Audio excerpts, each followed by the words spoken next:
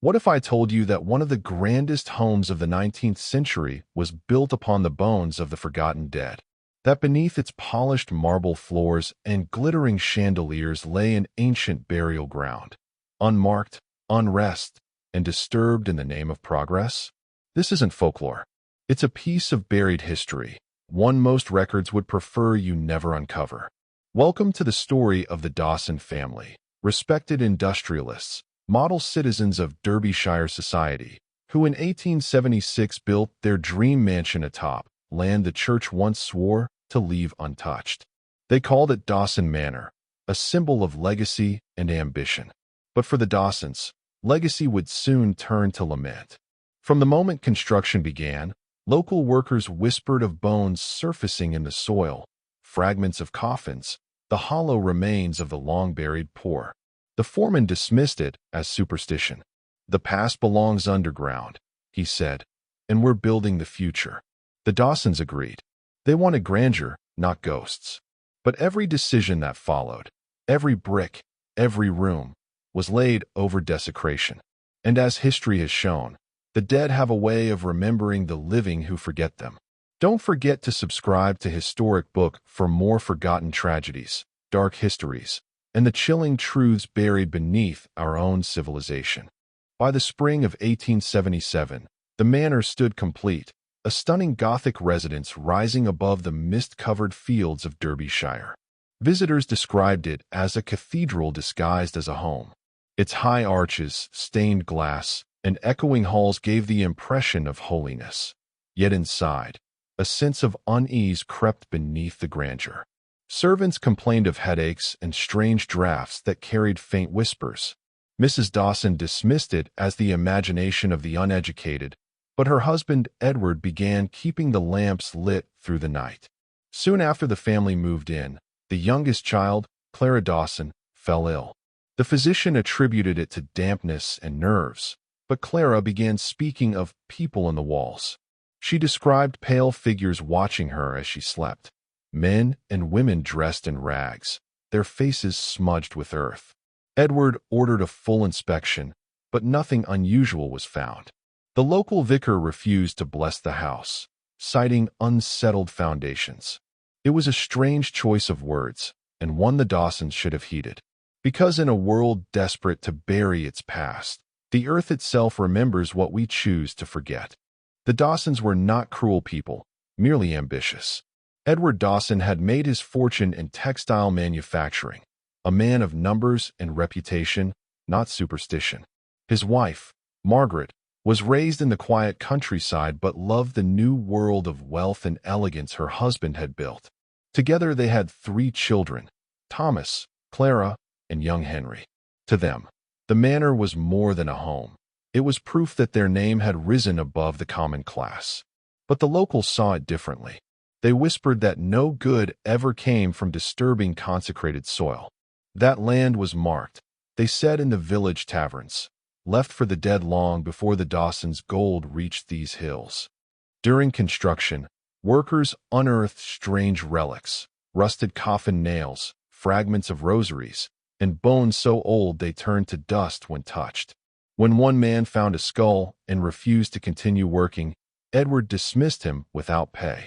"We build over what time forgets," he said sharply, "and time forgets everything."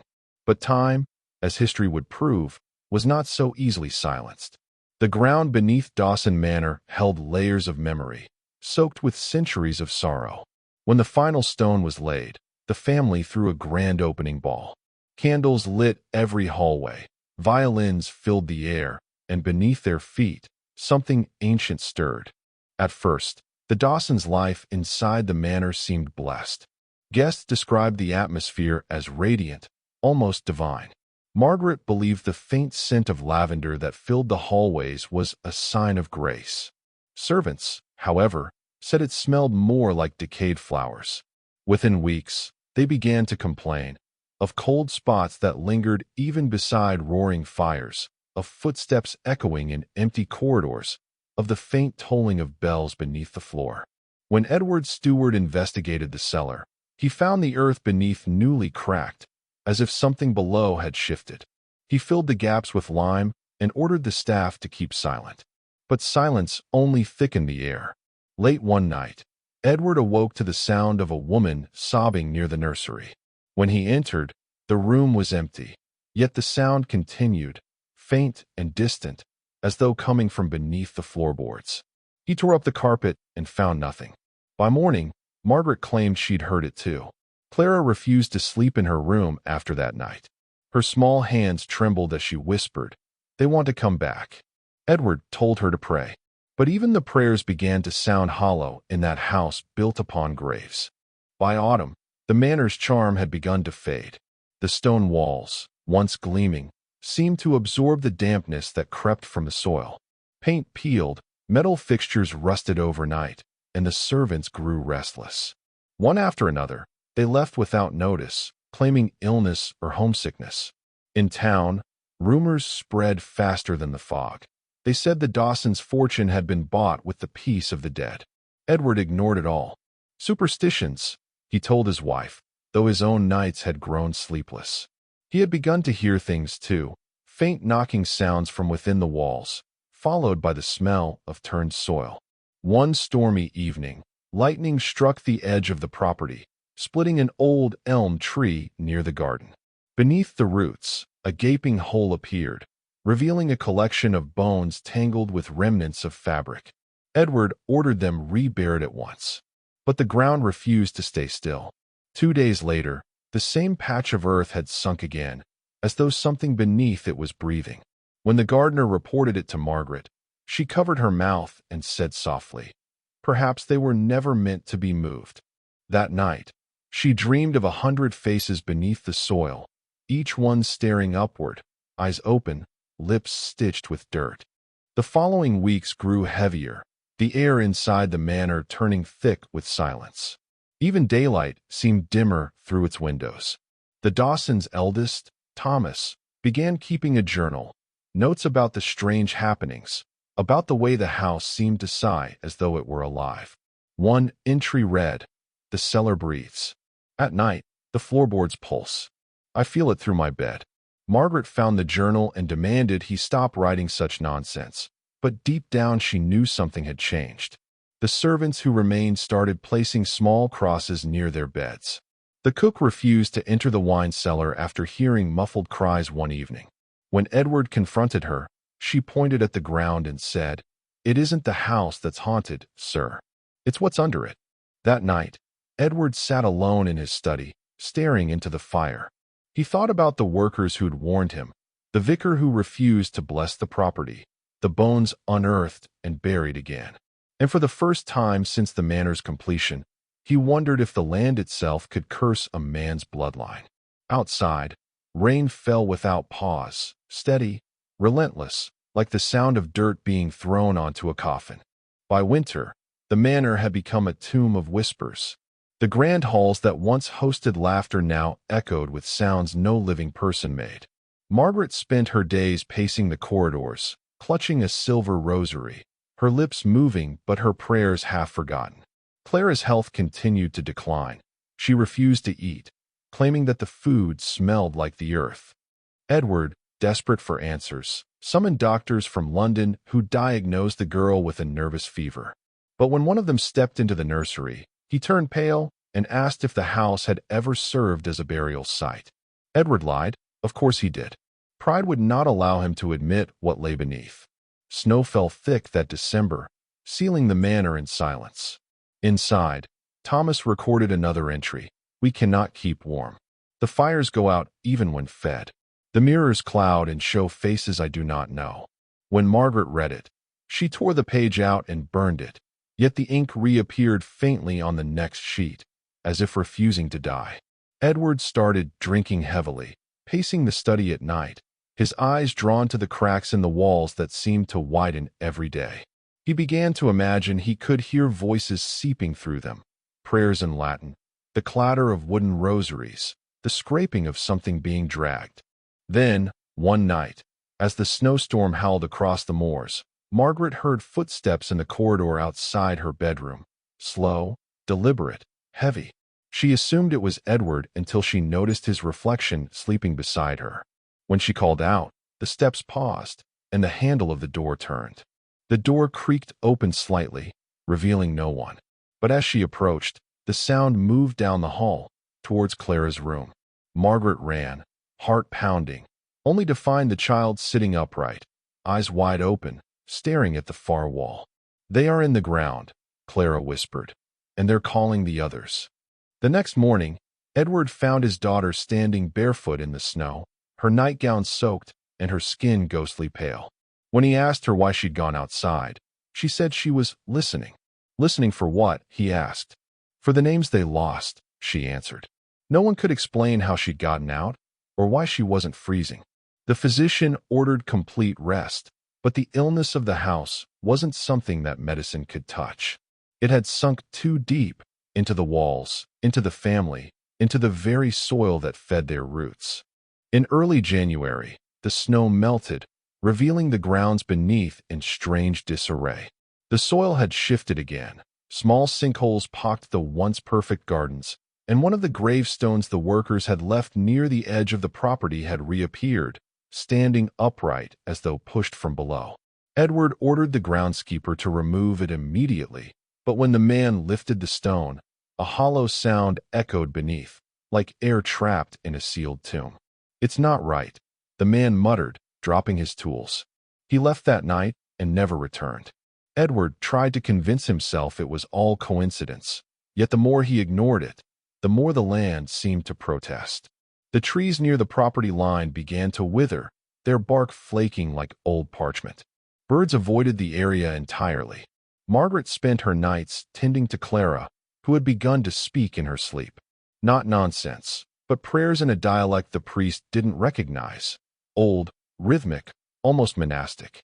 When he listened closely, he grew pale and asked to leave. "It's the language of the forgotten orders," he whispered to Edward. "Those who were buried without rites." Edward slammed the door behind him, refusing to entertain the notion that his daughter might be a vessel for something ancient. Still, every night after, he found himself outside her door, listening to her faint voice, reciting words that felt like confessions from the other side of the grave. Thomas, the eldest, had begun exploring the property grounds, searching for clues about the land's past. In the village, he found an elderly man who remembered when the field had been a burial ground during the Great Plague. Hundreds were buried there, the man said. The poor, the nameless, the forgotten. The church stopped keeping record after the fifth wave. Too many bodies, not enough consecrated ground. Thomas returned home shaken, clutching a small map that showed the manor built precisely over the center of the original graveyard. That night, he showed it to his father. Edward tore it apart and threw the pieces into the fire. "Do not speak of this again," he ordered. But even as the paper curled and blackened, a faint smell of decay filled the room. Thick, suffocating, unmistakable. In the following days, Edward grew ill. He complained of a pressure in his chest, of dreams filled with cold hands reaching through the floor. Margaret begged him to leave the house, to take the children and start anew, but he refused. "This is my home," he said, his voice trembling. "We built it with everything we had. I will not abandon it to shadows." He didn't realize that the shadows weren't waiting outside. They had been rising from below since the first stone was laid. By late February, the house had developed a pulse of its own. The servants said they could feel it through the soles of their shoes, a faint, rhythmic thud, like the beating of a buried heart. Edward dismissed it as vibrations from the nearby mines, but the mines were miles away. The truth was simpler and stranger. The manor had begun to breathe with the memory of what it covered. Margaret had stopped leaving Clara's side entirely. The child now spoke rarely, and when she did, her words came out as whispers of warning. "Don't let them dig," she said once, gripping her mother's wrist tightly. "If they dig, they'll wake." The family's once brilliant social life had collapsed. Invitations went unanswered. Friends stopped visiting.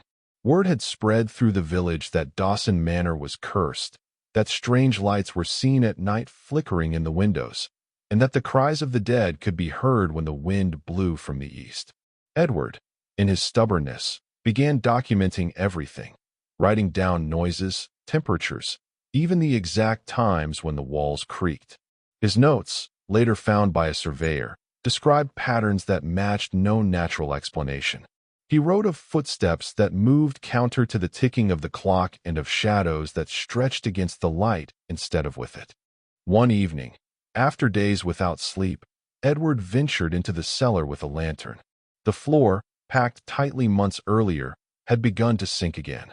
Kneeling, he pressed his hand to the dirt. It was warm. Not the warmth of fire or pipework, but of something living. He called for his steward, but no one came. As he stood, the lantern flickered and went out. For a moment, the dark felt thick, pressing against his skin like breath. Then came the faintest sound, the shuffle of movement, not from above, but beneath. He stumbled back, striking the wall, and as he did, the earth shifted slightly, like something below had turned in its sleep. When he emerged, his face was as pale as the frost outside. Margaret begged him to tell her what he'd seen, but he refused. He sealed the cellar door with heavy planks and nailed it shut. That night, the manor fell into an unnatural silence. Not peace, but the stillness that comes before something terrible. Thomas wrote his final journal entry the next morning. Father says the cellar is closed, but the house is not. It is open, always open. March brought rain, and with it, the sound of the ground settling, slow, heavy, alive. Every corner of Dawson Manor seemed to exhale dampness. Wallpaper peeled like skin, plaster sagged, and the grand staircase groaned as though burdened by invisible weight. Margaret tried to hold the family together with routines, afternoon tea, music in the parlor, but the piano keys often pressed themselves when no one sat there. The notes were always the same, 3 long tones that faded into silence. Clara began humming that melody under her breath. "It's the song they sang when they were buried," she said. Her words carried such calm certainty that Margaret nearly dropped the teacup in her hand. Edward grew thin and distracted, staring out of the library window for hours. He spoke little, except to mutter calculations about the property, measurements of soil, distances between walls, depth of foundation. "If we know the weight," he told Thomas, "we'll know what presses back." His son watched him with fear.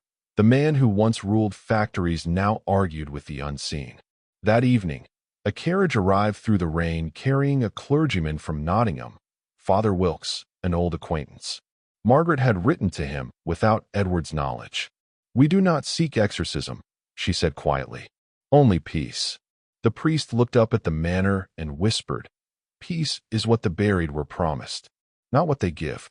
Father Wilkes spent the night walking the corridors with a lantern and a Bible, sprinkling holy water along doorframes. When he reached the cellar door, sealed tight with nails, he stopped. "There's breath behind it," he murmured. Edward demanded he leave it closed, but the priest pressed his ear to the wood. After a long moment he said, "Something beneath this floor remembers prayer, and something else resents it." He turned pale and refused to continue. Before dawn, he rode back to Nottingham, leaving behind his cross on the front table and a single line written in Latin, "Dormiant in terram suam." Let them sleep in their own earth. That day, the rain stopped, but the air inside the house remained wet, heavy, and metallic. Thomas heard faint dripping, though every pipe was dry. Margaret found crucifixes bent on their hooks, as if softened by unseen hands. Clara's fever returned. She muttered names no one recognized. Edward locked himself in the study, pacing, whispering to the walls. The servants who had endured everything finally left together at dusk. As they crossed the property line, they swore the wind changed direction, blowing not across the moor, but from the manor itself, carrying with it the sour scent of earth freshly opened. By late April, the manor no longer felt like a house, but a living body, breathing, twitching, and remembering. Edward's journals, once filled with engineering sketches, had turned into frantic scripture. Lines of numbers dissolved into prayers written backward, as if trying to bind logic with faith. Margaret feared him, but she feared the silence more. At night, the walls trembled faintly, as if something within the stone wanted to speak. Clara's condition worsened. She refused to eat, claiming that the voices underground offered her food already. "They whisper my name in soil," she said one morning, her lips caked in dust. Thomas begged his parents to leave, but Edward stood firm. We built upon the bones of others. Leaving changes nothing. We owe them understanding. That night, Margaret awoke to a thud beneath the bed. When she leaned over, she saw fine soil pushing up between the floorboards, one dark handprint pressed from below. She screamed for Edward, but by the time he came, it was gone. Only the damp outline remained, fingers splayed, reaching. From that moment, the family slept little. Lamps burned through the night, shadows dancing over portraits of ancestors who seemed to scowl in accusation. In the hall, a single clock ticked faster than it should, as if time itself was running from what lingered inside. Edward began digging again. He told Margaret it was, for clarity, that the foundations must be inspected for rot. But when Thomas followed him one night, he found his father knee-deep in the earth below the cellar, surrounded by bones arranged like a circle of seats. Edward turned, his face gray with dust, eyes glassy. "They're waiting for the rest," he whispered. "The house is only complete when all who belong are beneath it."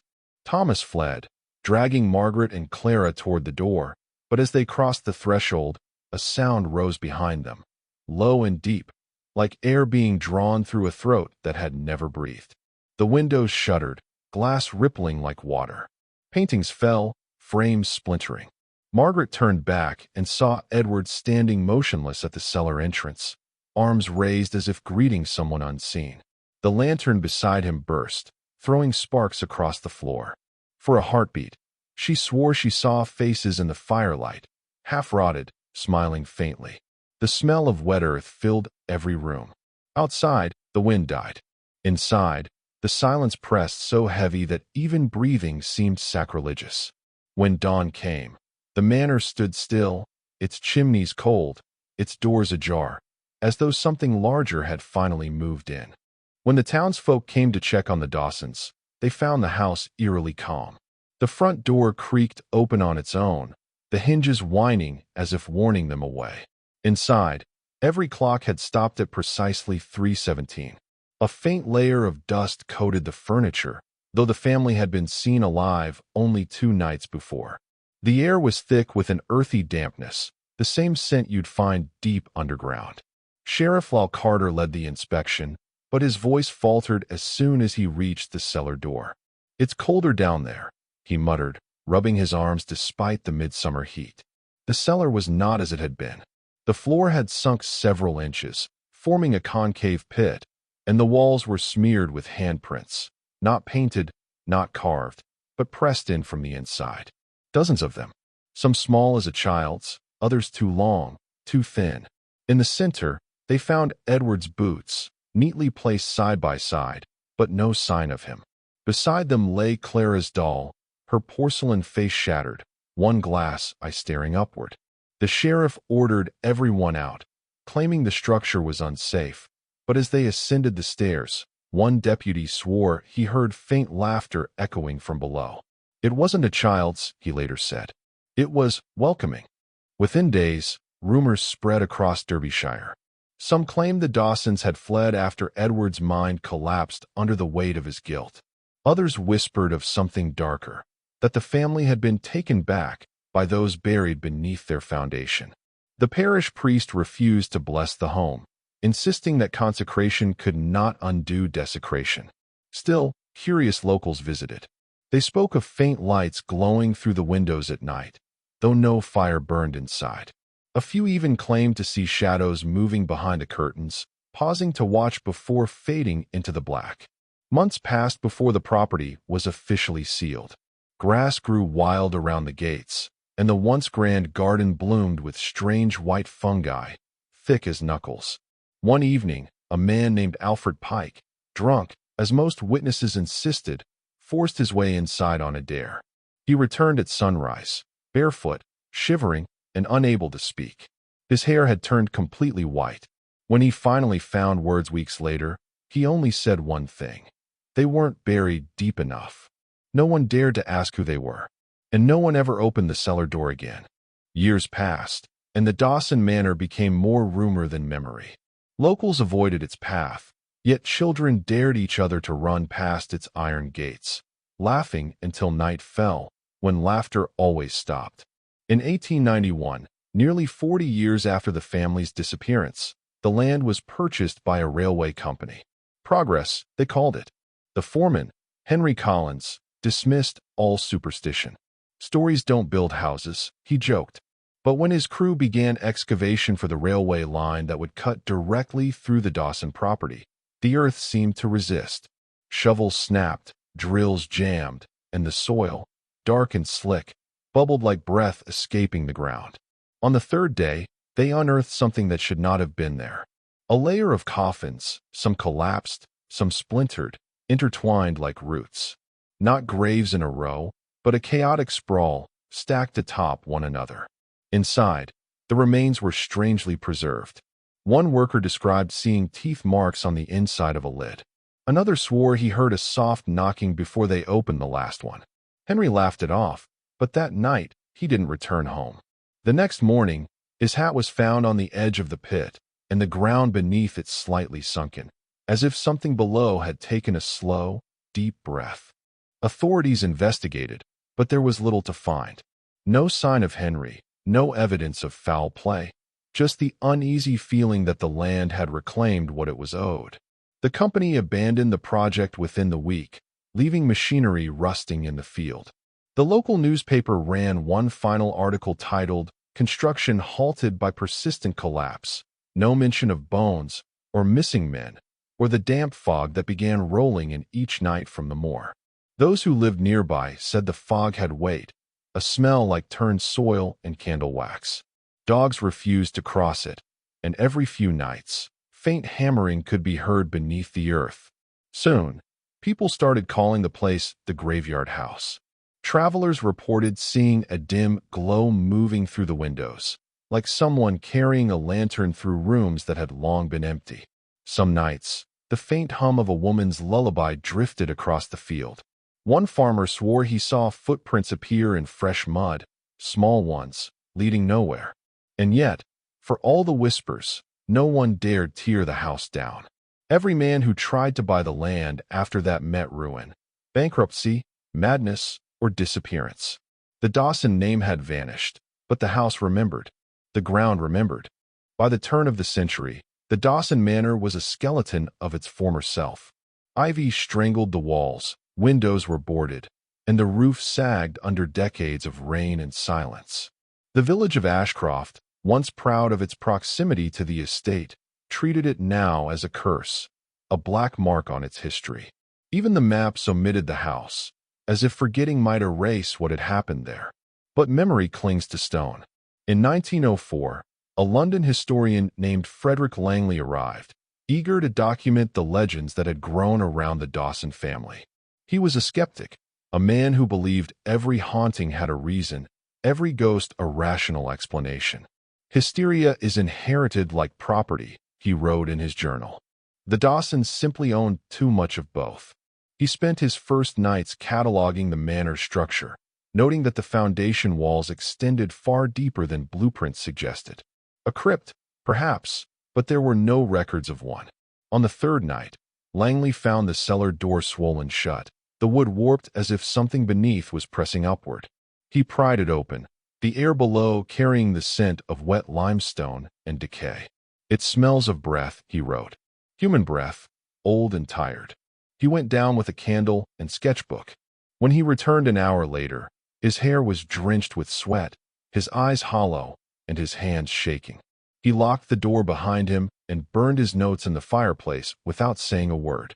The next morning, the innkeeper noticed Langley staring out his window at the manor across the moor. "They're awake again," he whispered. When asked who he meant, Langley simply smiled. Not who what. He left town that evening on the last carriage bound for London, clutching a single small box. Inside, according to later accounts, was a fragment of bone carved with strange runes, its edges smooth as if polished by touch. He never published his research, and years later, when he died, the coroner recorded his final words as, "Don't build where the ground still remembers." After his death, the box resurfaced briefly at an estate auction before vanishing again, purchased anonymously. Some said it was cursed, others that it hummed faintly when held near soil. As for the manor, it stood empty another 50 years, surviving 2 wars and the slow march of time. But even untouched, it changed. Locals swore the house shifted slightly each year, as though it were sinking, drawing itself closer to the grave it had been built upon. Windows darkened, and doors sealed themselves from the inside. Those who dared to approach said it wasn't abandoned, it was waiting. The next morning, the innkeeper noticed Langley staring out his window at the manor across the moor. "They're awake again," he whispered. When asked who he meant, Langley simply smiled. Not who what. He left town that evening on the last carriage bound for London, clutching a single small box. Inside, according to later accounts, was a fragment of bone carved with strange runes, its edges smooth as if polished by touch. He never published his research, and years later, when he died, the coroner recorded his final words as, "Don't build where the ground still remembers." After his death, the box resurfaced briefly at an estate auction before vanishing again, purchased anonymously. Some said it was cursed, others that it hummed faintly when held near soil. As for the manor, it stood empty another 50 years, surviving. By 1952, the Dawson property had become a place of curiosity for thrill-seekers. Teenagers from nearby villages whispered about it in pubs and dared one another to enter. On a fog-thick autumn night, 4 of them, Arthur, Nell, Peter, and June, decided to prove their bravery. They carried flashlights and a flask of gin, laughing as they forced open the rusted gate. The laughter stopped the moment the wind died. The silence was heavy, unnatural. Even the insects had gone still. "It feels like we're underwater," June whispered as they crossed the threshold of the decaying house.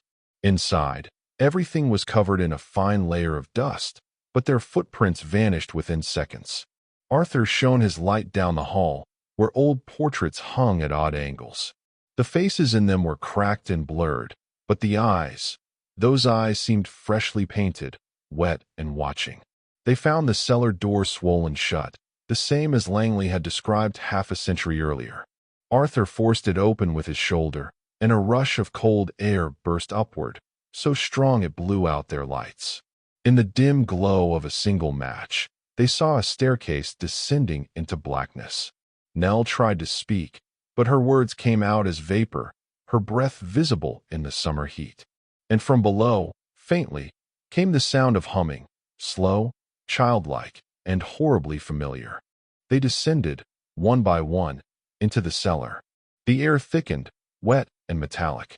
When Arthur's light caught the floor, he froze. There were bones, hundreds of them, arranged in patterns that spiraled inward toward a shallow pit. The center glistened with stagnant water, or something close to it. "Let's go," Peter said, his voice trembling, but Nell stepped closer, staring into the reflection. "There's someone down there," she whispered.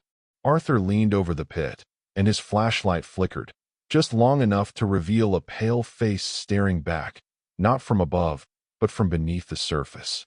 The beam died. Nell screamed. The room seemed to inhale.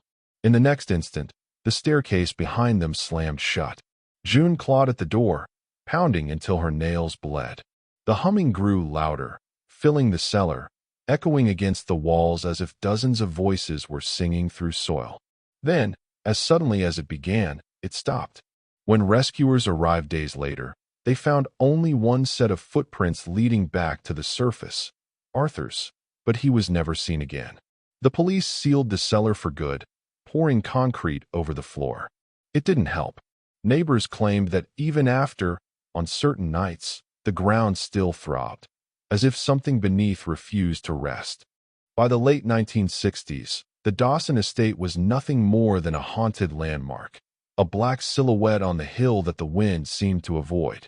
Developers had proposed demolishing it countless times, but machinery broke down before work could even begin. Once, a bulldozer's engine exploded as it rolled onto the property. The driver was found later, alive but incoherent, muttering the same phrase over and over. "They're still counting." No one ever learned what he meant. And yet, despite everything, a family eventually came to live there. The Dawsons' bloodline had ended generations earlier, but in 1969, a couple named Robert and Fletcher bought the land for next to nothing. They saw opportunity where others saw doom. The house, they said, had character. For a time, it seemed almost peaceful. The couple restored the roof, cleared the gardens, even reopened 2 of the shuttered rooms. Their newborn daughter, Lily, seemed to thrive there, until she began talking to the children in the walls, and dismissed it as imagination. But one night, she woke to the sound of Lily giggling in the hallway. When she went to check, the laughter stopped, and the hallway was empty, except for small, wet footprints leading toward the cellar door. Robert nailed the cellar shut the next morning, but the house had already begun to change. Lights flickered no matter how often the wiring was replaced. The garden soil turned black again, spongy and wet even without rain. Then came the whispering, and heard it first, soft murmurs behind her as she cooked, just below hearing but always present. At night, Robert claimed he felt the bed vibrate faintly, like a slow heartbeat rising through the floor. "It's the old foundation settling," he said, but his voice lacked conviction. One night, Lily's crying shattered the quiet, and ran to her room and found her standing on the windowsill, eyes wide open but unseeing. "They want me to play," she said, pointing to the garden, in the pale moonlight, and could swear she saw movement among the overgrown grass, shapes too small to be adults, yet moving in perfect rhythm. Robert grabbed Lily and shut the curtains, but when he turned back, a small handprint was visible on the glass, pressed from the outside. They packed their things and left before dawn, abandoning everything but their daughter's toys. The new owners who came months later found those toys buried in the backyard, each one sealed in jars filled with soil and fingernails. By the 1980s, Dawson Manor was more ruin than structure. The walls bowed inward, the roof sagged, and the air around it carried that same sour scent of old graves. The locals had given up trying to sell it. Even thieves avoided the place after one too many never returned. Still, that didn't stop the curious. In 1983, a team of urban explorers from London, 3 men and 1 woman, arrived to film a short documentary about Britain's most haunted estates. Their names were never listed in official archives. All that remains is a recovered camera reel discovered years later. The footage begins with laughter and flashlights, the group teasing one another as they cross the threshold. Then, static. When the picture clears, they are in the main hall. The woman, identified later as Sarah, comments on the temperature drop. "It's freezing in here," she whispers, "like it's breathing on us." They move from room to room, narrating cracks in the plaster and the remains of furniture turned to dust. Around the 15-minute mark, the camera shakes violently. One of the men curses. The sound of running footsteps echoes from upstairs, though no one had gone there. The group calls out, assuming a squatter, but receives no reply. The final words caught on tape before the image distorts are chilling in their simplicity. "Don't look at the walls." When police discovered their abandoned car 2 weeks later, the film was still inside. No bodies were ever recovered. Investigators entered the manor briefly, but after 2 officers collapsed from what was described as sudden disorientation, the building was declared unsafe and permanently sealed. Years later, when the footage resurfaced, experts noted faint faces appearing in the wood grain of the walls. Children's faces, dozens of them, all looking toward the camera. Sound engineers found a low-frequency hum underlying the audio, consistent with vibrations from beneath the floorboards. Theories abounded. Carbon monoxide poisoning, shared hysteria, clever hoax. Yet no one could explain the detail that surfaced in frame number 11,943, a reflection in a broken mirror behind the group. For a fraction of a second, standing among them, was a 5th figure, pale, barefoot, with eyes dark as oil and soil caked up to the knees. Some dismissed it as a trick of light, others as an echo of the house's history bleeding through the lens. But those who have studied the tape in darkness swear the figure moves closer every time you rewatch it, as if the Dawson Manor is still remembering who dares to look. By the turn of the millennium, Dawson Manor had vanished from modern records altogether. Its coordinates were quietly removed from public maps, and the land was marked as private agricultural reserve. Yet the manor still stood, its roof caved in, its windows hollow as sockets. Nature reclaimed much of it, though not completely. The ivy around the foundation grew in spirals, twisting against the laws of pattern, converging always toward the same point, the buried cellar beneath the east wing. In 2003, a university research team studying soil contamination near Ashcroft stumbled upon the property by accident. Their sensors registered strange heat signatures below ground, rhythmic pulses inconsistent with geological movement. Professor Helen Armitage, the team's leader, believed the readings indicated underground vents or a natural gas leak. She ordered an excavation, and within hours, the team uncovered fragments of old brick, rusted iron hinges, and what appeared to be wooden beams. But then the instruments began to fail. Batteries drained instantly, compasses spun uncontrollably, and a faint humming was heard through the soil. "It's like the earth is resonating," Helen recorded in her notes, "as if it's breathing through us." The workers refused to continue after dark. That night, Helen camped alone at the site. Her final journal entry, written at 3:17 a.m., read, "The ground beneath me is warm, and something is moving under it." When her team returned at sunrise, Helen was gone. Her tent was intact, her equipment untouched, but the soil where she had slept was disturbed, as though she had been gently pulled downward. Police found no signs of struggle.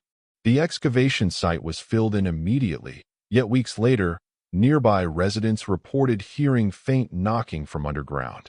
Some claimed the knocks formed a rhythm, repeating 3 times, pausing, then once more, like someone trying to remember a forgotten pattern. A local priest visited the site and described it as consecrated in reverse.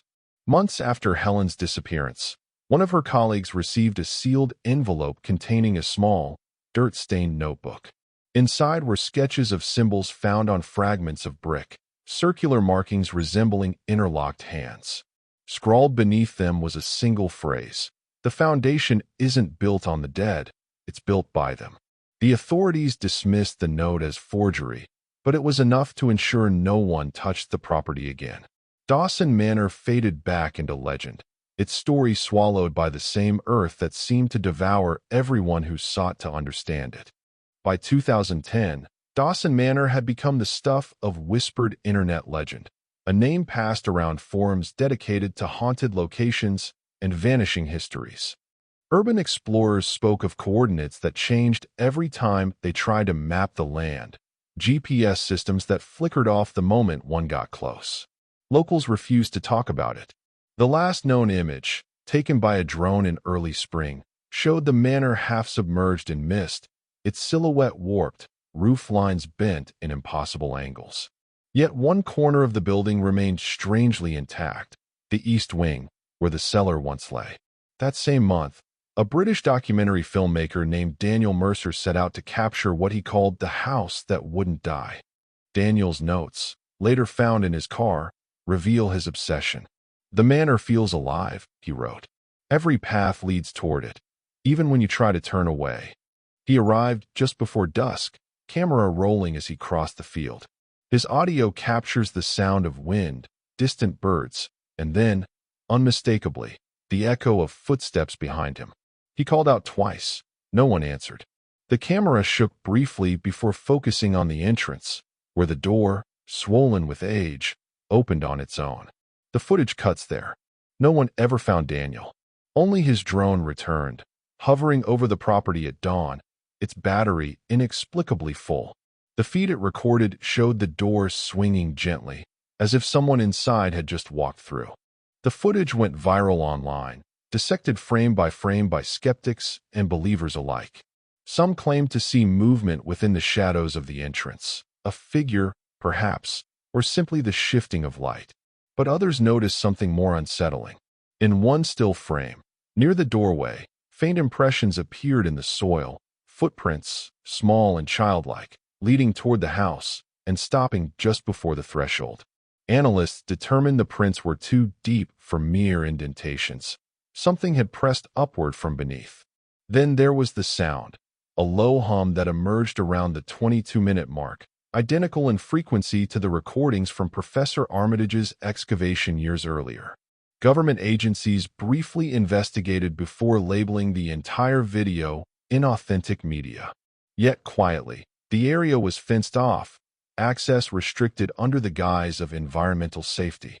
But on foggy nights, locals say they can still see a faint glow through the mist, a flicker of candlelight where no power runs for miles.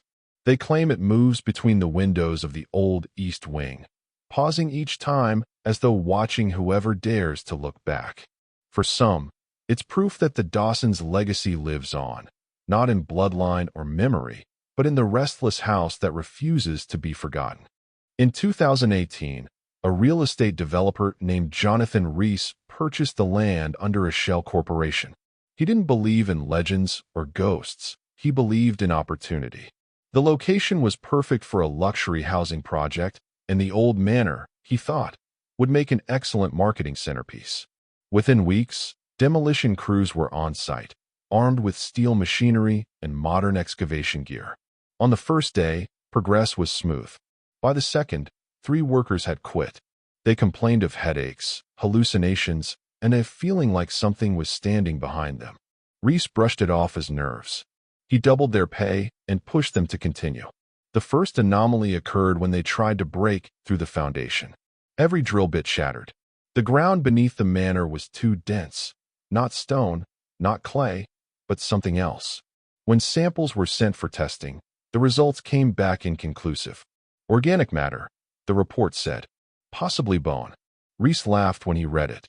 Then we'll pave over it, he told his foreman. But that night, security cameras captured motion on the property, faint figures moving across the site, long after the crew had left. The footage showed children, barefoot and pale, walking in a slow circle around the equipment before disappearing into the earth. The next morning, every machine was dead, batteries drained, engines flooded, metal rusted overnight. Determined not to lose his investment, Rees ordered the work to continue manually. By the end of the week, his team uncovered a hollow cavity beneath the manor's central beam. Inside was a void lined with roots that seemed to move when touched. At its center lay a wooden box, bound in iron and sealed with wax. When they pried it open, the stench was overwhelming, like wet earth and candle smoke. Inside were relics, fragments of fabric, tiny teeth, and a small doll's head with soil packed into its mouth. Rees gagged, slammed the box shut, and ordered it removed from the site. But one worker refused. "We shouldn't take it out," he warned. "It's part of the house." That worker, identified only as Callum Hayes, was found missing the next morning. His boots remained by the pit, one still upright. A trail of disturbed soil led from the cavity toward the east wing, and then stopped. Rees finally halted construction, intending to sell the property at a loss. But before he could, a fire broke out one foggy evening, consuming the temporary offices and spreading to the ruins. Firefighters arrived too late. Nothing remained but ash and warped metal. Yet amidst the wreckage, the original stone foundation of the Dawson Manor stood untouched, blackened but whole, as though it refused to burn. When the fire inspectors arrived the next morning, they found the scene inexplicable. The blaze had melted steel beams and reduced heavy machinery to slag. Yet the oldest parts of the Dawson foundation were not only intact, they were cold to the touch. No heat marks, no cracks. One investigator, a seasoned veteran named Frank Mallory, noted that the stone bore faint carvings, not like tool marks but letters, names, perhaps, or prayers, etched into the mortar. Mallory tried to photograph them, but each image came back distorted. Faces appeared in the smoke, outlines that seemed to stare directly into the lens. He returned the next day to continue his inspection, but his assistant refused to enter the site. The man had spent the night muttering about children crying through the floor. Weeks later, the remains of the site were quietly fenced off. The city records show no formal investigation, no environmental report, no sale of the land. It was as though the project, and the corporation behind it, had been erased. But residents of nearby Penha Street still claim the fire never truly went out. On certain nights, they see orange flickers deep within the lot, like embers glowing underground. Some even say they hear faint tapping beneath their basements, as if something is trying to dig its way back up. Most dismiss it as superstition, another ghost story from the old quarter. But a few, especially those whose homes sit closest to the ruins, refuse to sleep in their lower rooms anymore. In 2021, a team of urban explorers entered the Dawson site. Their footage, later uploaded briefly before being deleted, showed the collapsed frame of the manor, the skeletal remains of its chimney, and the hollow pit where the foundation once was. What startled viewers most wasn't the decay, but the sound. Throughout the recording, a faint rhythmic knocking could be heard, like wood being struck beneath the soil. The explorers joked nervously, calling it the heartbeat of the house. But as they ventured closer to the pit, the sound grew louder. One of them, a woman's voice, whispered, "Do you hear it saying names?" Then the video cut to static. The group was never identified, and the channel hosting the clip vanished within days. Authorities dismissed the footage as fake, a digital hoax meant to exploit the manor's legend. Yet locals insist the explorers were real. A shopkeeper nearby claims to have seen their van parked outside that evening and empty the next morning. Today, the Dawson property remains cordoned off by rusted fencing, overgrown and silent. But those who trespass speak of something new, a sweet, earthy scent drifting from the soil, like freshly turned graves. Whatever sleeps beneath that ground, they say, has learned to wait. And every few decades, it remembers to breathe. Months after the viral disappearance of the explorers, a local historian named Margaret Linton began researching the Dawson property in hopes of writing an article debunking the myths. She was practical, skeptical, and had spent decades studying land records. But what she uncovered only deepened the mystery. The original deed to the Dawson plot was dated 1811, signed not by Edward Dawson, the supposed builder, but by the Church of St. Mark the Martyr. In the deed's margins were Latin notations referencing a chartered burial ground of penitence, meaning the soil beneath had been consecrated as a mass grave for those deemed spiritually unfit for burial on hallowed ground. Lepers, criminals, unbaptized infants, and those accused of witchcraft. When the church fell into disrepair, its lands were quietly sold, repurposed, and ultimately built over. The Dawson family had unknowingly, or perhaps deliberately, built their manor on top of a forbidden grave. Linton traced further and discovered an even more disturbing detail. A priest's journal from 1812 described a night when the church bells rang by themselves, though no one was inside. The priest wrote that the ground outside the rectory heaved as if breathing, and an odor of decay filled the air. He noted that workers sealed a pit that very night, burying relics of heretics and condemned souls, to silence whatever stirred beneath. Days later, the land was sold. The journal ended abruptly, its last line smeared with ink. "The earth remembers." When Margaret presented her findings at the local archive, the curator asked her to stop digging. "That property's been sealed for a reason," he told her. The Dawsons weren't cursed, they were warned. She ignored him and arranged a private visit to the site. On the evening of November 3rd, she entered the fenced grounds alone, carrying a lantern and her camera. According to her notes, she wanted to photograph the carvings Mallory had described decades earlier. But the pictures retrieved from her camera told a different story. The first few show cracked stone, weeds, and broken iron gates. The next few grow stranger, light distortions, faint shapes hovering behind her, the suggestion of hands pressing outward from the ground. The final image is a blurred streak of motion, her lantern falling mid-frame. Margaret Linton was never seen again. Authorities declared her disappearance a tragic accident. Locals whispered that she was taken back, reclaimed by the soil she disturbed. Now, each year on the anniversary of her last entry, people report seeing a lone light drifting through the ruins, a lantern glow that flickers between the trees before vanishing beneath the earth. Some say it's a trick of fog. Others say it's Margaret, still searching for the truth that the Dawsons left buried. Over time, the legend of the Dawson family faded into folklore, another ghost story whispered to frighten children on stormy nights. But the land itself never forgot. Locals claim that animals refuse to cross it, that birds avoid flying overhead, and that the air around the ruins holds an unnatural stillness.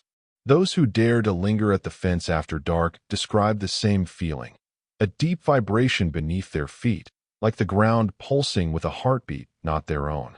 Paranormal investigators have recorded strange low frequencies that interfere with their equipment, and in one chilling session, an EVP recording captured a faint voice repeating a single word, "ours."